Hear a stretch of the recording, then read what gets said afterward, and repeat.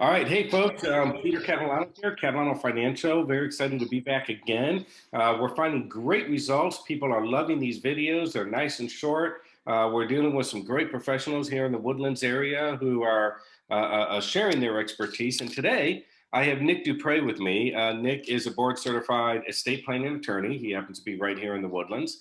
And I know from experience in working with Nick that he is very efficient, very knowledgeable of what he does, and very efficient with it. In other words, he has a quick turnaround time, which is pretty unique to the attorney world. But before we get started with some questions for you, Nick, will you please just introduce yourself and who are you? Yeah, absolutely. And I appreciate you giving me a few minutes. It's always good to see you. But yeah, just brief background. I'm born and raised in Houston. This is my 16th year of practice. We've got 4 kids, 11 and under. So I do exchange babysitting for legal services. But beyond that, I mean, I've only ever practiced in the Woodlands and only ever practiced in this area of law. So I enjoy it. I like doing it. I'll be doing it for a while. So, I again appreciate you giving me some time. Oh, well, no, we appreciate you. So tell you what, today we're going to do some short topics as people know what they get from us in these 15-minute little videos. I know you're a transactional attorney. I know you're a board certified estate planning attorney. And today I just want to get your opinion on what's going on with the proposed estate tax laws that the Biden administration may want to enact here. And is there anything we can do, or is there anything a consumer can do with their attorney, or of course call you, to get ahead of the game a bit? So, and the question that I just asked you a minute ago, and I'll bring it up here again, is, as an example, I'm very comfortable with an irrevocable life insurance trust, an ILIT. Is that something that somebody should at least get documented and put into place or put together today before end of year? Because I understand grantor trusts are going away. So can you speak to what's going on here and what are the big points that people need to really watch out for? Yeah, absolutely. A lot of misinformation and disinformation, a lot of guessing. Always quick to point out these are still technically proposals. Nothing is final yet. And in my personal opinion, I don't think anything will get passed or finalized until December. I mean, that's a popular time for tax bills and things to get pushed through. It's an easy, hey, let's just make this effective for next year. The biggest things to me on the estate planning side are, number one, the exemption is going to decrease. I think that they will push that probably to January 1, 2022. That's set to sunset in 25. I think it's an easy give to say, well, we'll just accelerate that, to January 2022. And with that, any exemption change, higher or lower, to me just brings, hey, pull all of your stuff out again. What's your net worth? Where's your stuff located? Do we need to rearrange and update all these trusts and the wills that most people haven't looked at for probably a decade, right? It's not something you want to think about, so people don't like to look at it. And to your point on the, I would say, more advanced planning, which is the grantor trusts. And just as a background, really, a grantor trust is really just a trust that I set up, but I can still maintain control of for income tax purposes, right? Most trusts are, I'm going to set it up, give it away, put someone else in charge of it. A grantor trust is, I'm going to set it up, but I still kind of want to retain a little bit of control of it, right? Mm-hmm. Lots of different kinds of grantor trusts, but that's kind of the basic framework. Now, it's a great tool and vehicle for planning. Biden views it as, and Democrats view it as, a great tool for hiding stuff. Right. So their biggest plan or proposal and things that affect us and clients on the planning side is he wants to do away with all grantor trusts. Right. Any kind of grantor trust, a life insurance trust is a grantor trust. Any kind of trust like that, we're going to disallow them. Right. And so his, semi-compromise is that on that is, if it's in place and funded or set to be funded before the law passes, we'll leave it alone. Anything you do after, we're going to tax the heck out of, or we're going to include it in your estate. So a long-winded answer to your question is, those are great planning tools, maybe going away. So if that's a potential option for gifting or life insurance, at least get the tax ID number or something quick drafted in place so it's there and ready to be funded. Like I said, same thing happened in 2012. And I'll tell you, sometimes we just got a tax ID number and we just did a 2-page placeholder. This trust is in existence, additional terms to follow, right? Wow. It's there and it's in place and ready, but it's a quick, we just need to get this in place. And then just do a formula gift or something that says we're going to calculate what we gift later. But, certainly you don't like to rush it, but you can do it.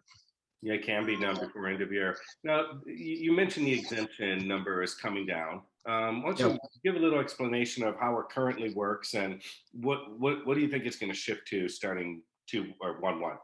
Yeah, good question. So, in this always distinguish the estate tax is a different tax. It's not the income tax. It's not a gift tax. It's its own little separate.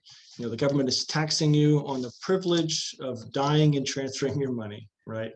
So, in the way it works, the easiest way to think about it is if I die tomorrow and I own, if we add everything up and it equals a certain level, too high in the government's eyes, then my estate, my beneficiaries have to pay a tax on that overage. So right now, that number is 11.7 million per person, meaning if I die tomorrow and I own more than $11.7 million, every dollar over that limit is taxed at 40%.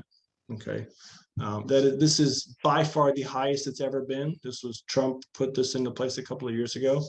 And so as a couple, we can cover $23 million worth of assets.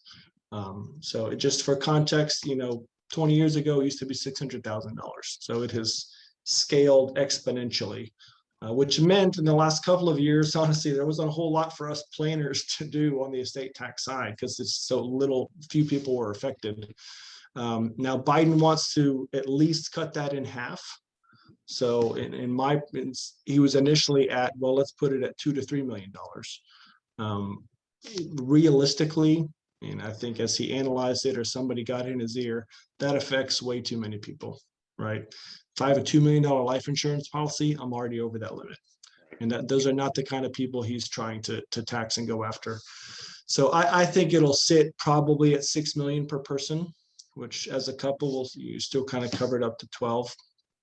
But that just comes back to let's reevaluate. Let's figure out, do we need to, in the shift to your point is it's dropping from 11 to 6.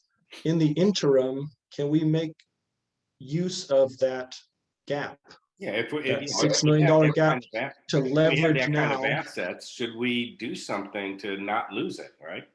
Or if we think that, like we talked to somebody a couple of days ago where, I'm starting this business with $1 million of debt, but if we do it right, it'll be worth $15 million in 4 years, and I'm going to sell it to some big conglomerate.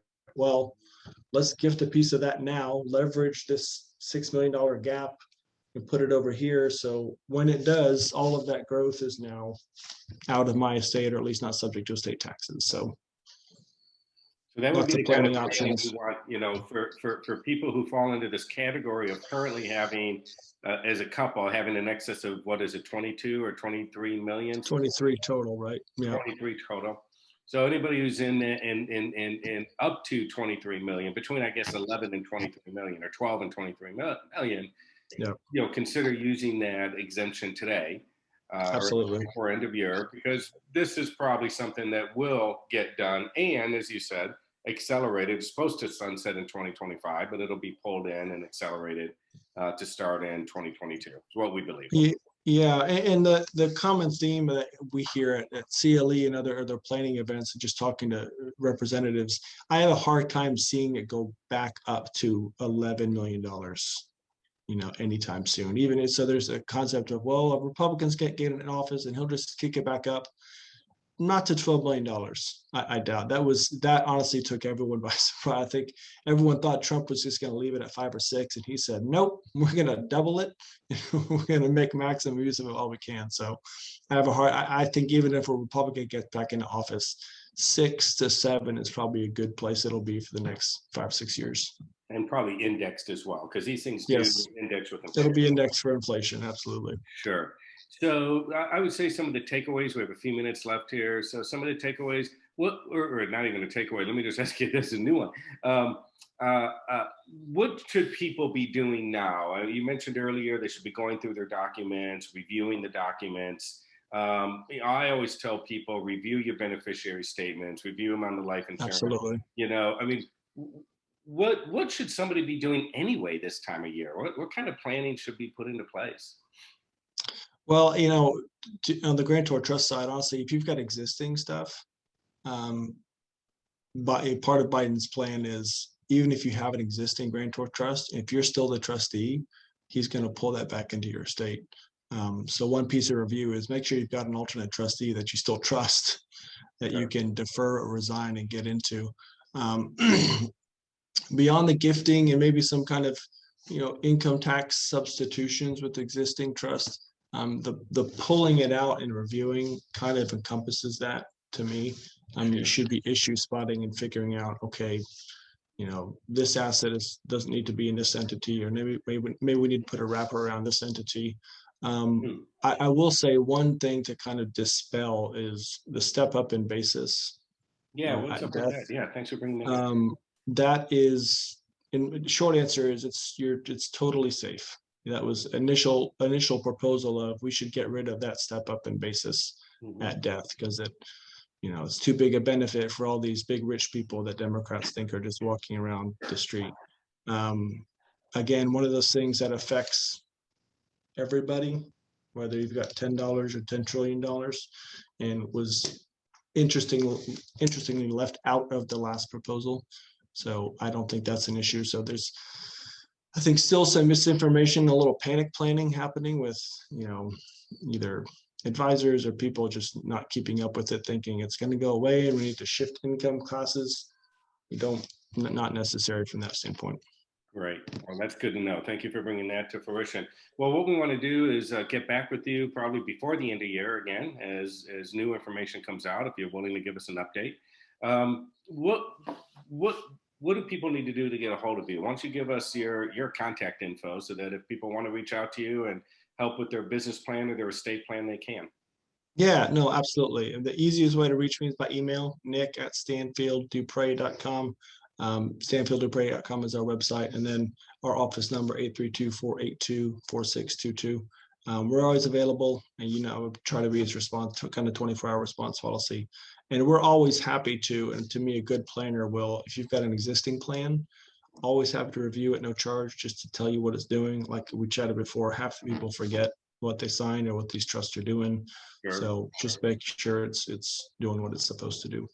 Well, I'll say it's been enjoyable working with you over the last few years, and you've done just that with my clientele. You reviewed their estate agreements beyond just the trust and the wills and the medical directives and power of attorney and everything. And it's pretty interesting to see a client's reaction when they say, "Oh, I didn't realize we had that."